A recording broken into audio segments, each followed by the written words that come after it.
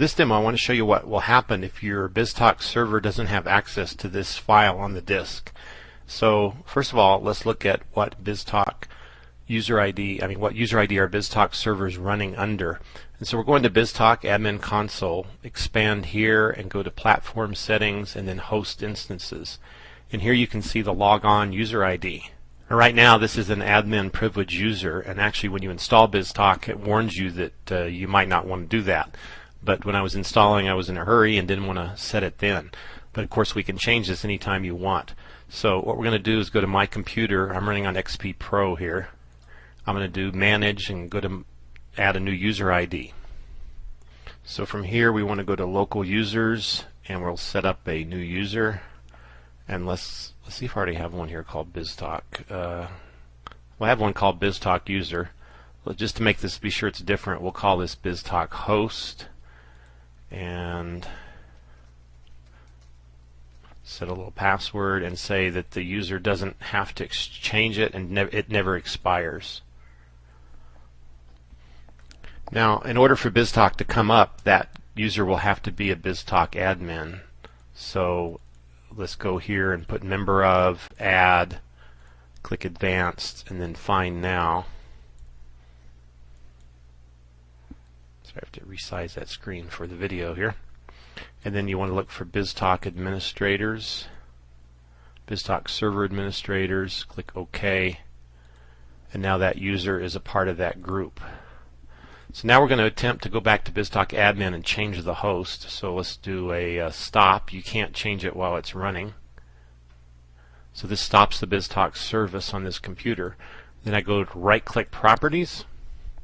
Here change the logon, configure, and it's local machine, and I called it BizTalk host. You do have to know the password here. Click OK.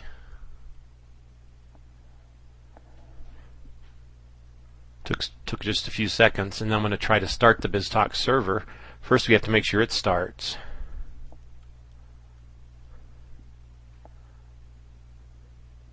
And it's taking just a minute there. Okay, it's running now. And now I want to go back to my PO application. So I want to go back up here to Applications, Purchase Order, and look at my receive locations. Hit refresh, and you notice it went disabled. So to know why it's disabled, you have to go to the Event Viewer. So we go down here to the Application Event Viewer and look here. That's not it actually. Let's try the warrant. That's SQL. Okay, we'll go all the way back here. There it goes. File transport does not have read-write privileges for, and it gives you the name of the file on the disk. So now what we'd have to do is go here and go to this directory, probably all my BizTalk demos. I'll do it at the root level.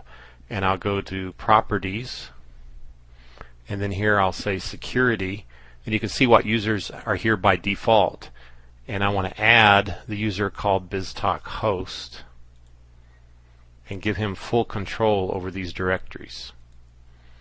So now if we go back here, go back to the receive location and try to enable it, what I suggest you do is enable it and then maybe count to about 5 seconds and then hit refresh, because if you got the user ID wrong or something, it will disable itself again.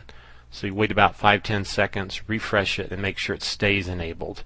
Or just go back to Application Event Viewer, refresh, and see if you got any new warnings from the last time where you had the last warning.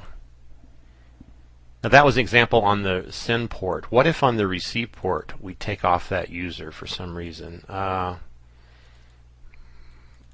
It's not as easy to do here. So let's go to Security. We should have the inherited permissions here for BizTalk host. But what if we hit deny on this BizTalk host so that he cannot write to the PO file out? It's just warning us that we're denying stuff. And now we're going to go back and reperform the test we did earlier. We're going to take the file, copy it, and then wait a minute for it to be picked up. And so we saw what happened if the receive port doesn't have security. It just disables itself. Send ports, nothing will happen until you try to write the file. This was the file we actually wrote in the last video. So to see what's happening now, we need to go to the event viewer again, or to HAT perhaps. Let's check HAT first. So here we can run the query. And actually the query looks kind of strange because right now it's about 4:30, not 3:30. So I don't see the receive. That's very strange. So let's look at the event viewer. Refresh.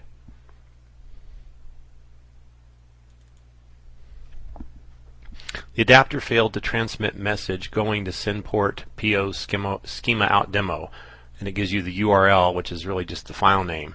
It will be retransmitted after the retry interval specified in the send port. The file send adapter cannot open the so-and-so file for writing. The reason is access is denied.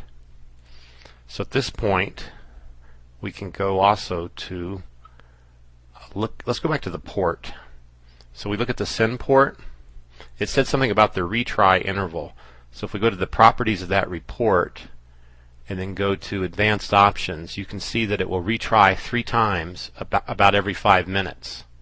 So 5 minutes from now it will actually try that again. It'll probably get the same error.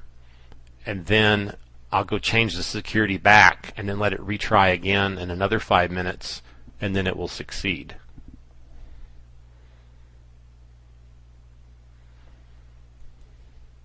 So I'll pause the video while actually instead of pausing the video, let's just speed it up here. So let's go to our properties.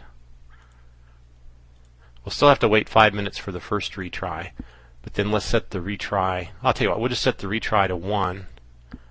And we'll go drop another file.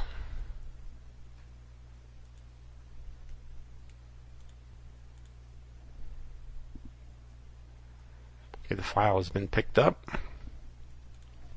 4:32, and we got this warning. And so now we just wait about 1 more minute, and we should see at 4:33, about 53, we'll see it try again. So I'll pause the video till that time.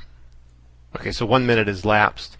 You can also see here I'm getting errors with my SQL agent jobs, so that's something I'll fix separately. But here was our first error, trying to write to the file, and then here was 1 minute later, tried to do it again.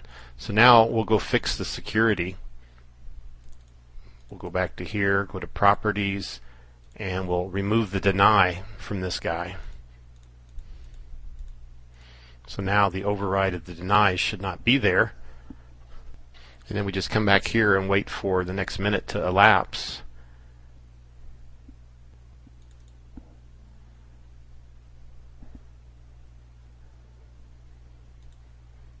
Remember, we actually have two of these files we dropped.